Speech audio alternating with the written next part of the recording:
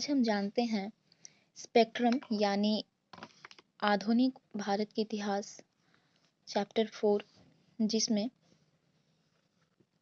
Part 3 Panipat के साम्राज्य ध्वस्त करने वाली लड़ाइयाँ क्यों हुई, आखिरकार ये हुई क्यों।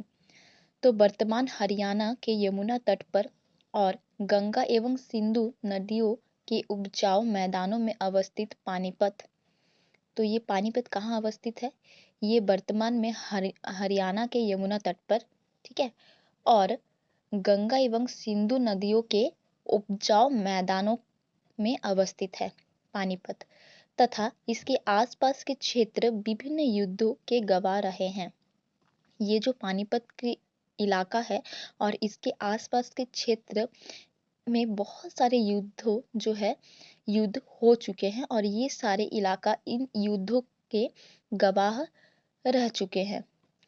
इन युद्धों ने अलग अलग समय पर भारतीय इतिहास की दिशा को परिवर्तन किया। तो कैसे परिवर्तन किया, चाहे वो भौगोलिक दृष्टि से हो या आर्थिक दृष्टि से हो, इन सारे युद्धों ने भारत की जो इतिहास की दिशा को काफी परिवर्तित किया है।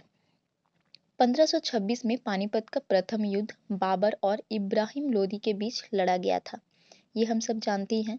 और इस युद्ध के जो परिणाम स्वरूप दिल्ली सल्तनत के शासन का अंत तथा मुगल शासन का नींव पड़ी।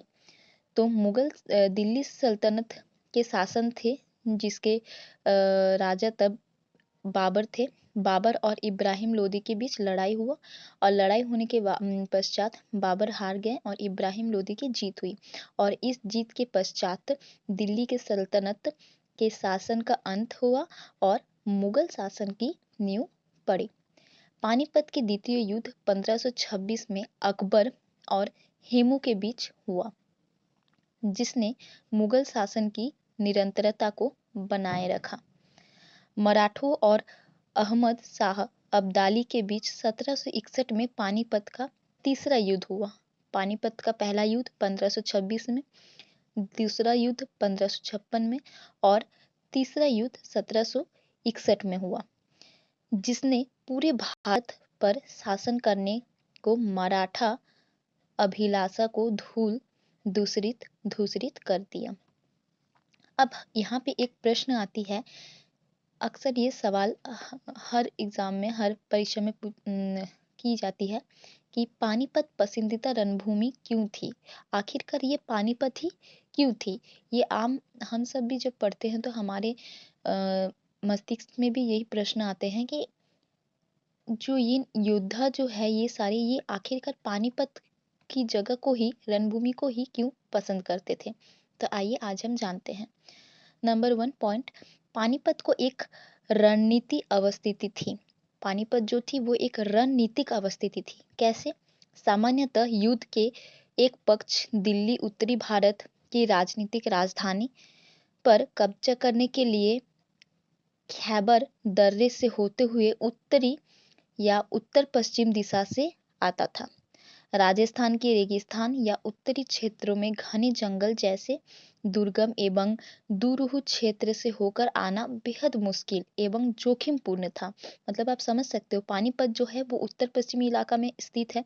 अब जो भी युद्ध दल के, विपक्ष दल के जो भी आक्रमणकारी थे वो किधर राजधानी होकर, राजधानी पर ही आते थे कब्जा करने के लिए, खैबर के दर्रे होते हुए आते थे। ये मार्ग उनके काफी आसानी होती थी आने के लिए। हालांकि अगर राजस्थान के रेगिस्तान या उत्तरी क्षेत्रों के घने जंगल या दुर्गम दूर क्षेत्र से होकर आने की कोशिश करते, लेकिन वे बहुत ही मुश्किल होती एवं वो जोखिमपूर्ण भी थे।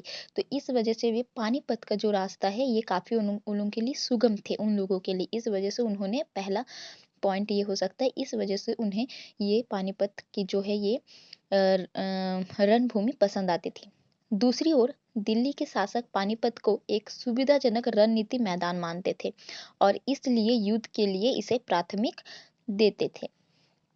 दिल्ली से इसकी समीपता के चलते भारतीय शासकों के लिए युद्ध क्षेत्र तक हथियार, सेना, भोजन, रसद इत्यादि ले जाना सुगम था। यानी कि पूर्णतः ये चीज़ को मिला के हम ये विश्लेषण ये कर सकते हैं कि ये जो पानीपत की जो ये रणभूमि थी, ये काफ़ी ही सुगम और काफ़ी ही समय बचाने वाली भी मार्ग थी, जिस वजह से सब इसे ही पसंद करते थे, इसी रणभूमि को पसंद करते थे। पानीपत के आसपास के क्षेत्र एक समतल मैदान था, जिसमें बख्तरबंद सेना को आसानी से ले जाया जा सकता था। शेर शाह सूरी 1540 से 1545 द्वारा ग्रांड ट्रंक रोड के निर्माण के पश्चात विजेताओं के लिए पानीपत पहुंचना आसान हो गया था, जो इस मार्ग पर पड़ता था। तो शेर शाह सूरी ने एक ट्रंक रोड का निर्माण किया था, जो कि पानीपत तक पहुंचने के लिए काफ़ी आसान हो गया था। तो ये भी एक पॉइंट हो सकता है, जिस वजह से पानीपत की रणभूमि ही ज़्यादा पसंदीदा माना गया।